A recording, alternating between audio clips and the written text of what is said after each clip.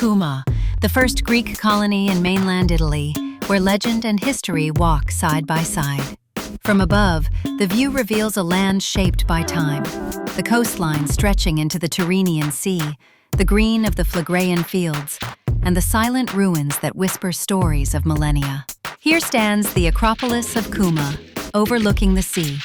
Temples once dedicated to Apollo and Jupiter rise against the horizon, reminders of a civilization that brought culture, faith, and power to these shores. In the heart of the rock lies the mysterious cave of the Sibyl.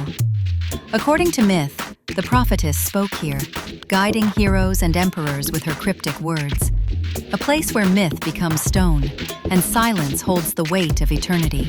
Around Cuma, nature and history merge. The coastline opens to beaches of golden sand, while inland, volcanic hills tell the story of fire and earth. Every view carries the memory of a land that has seen gods, warriors, and pilgrims pass through its gates. The ruins glow with warm light, as if the ancient world still breathes beneath the sky of Campania. Cuma is not just a place to visit, but a journey through the origins of our history, the eternal meeting point between myth, sea, and time.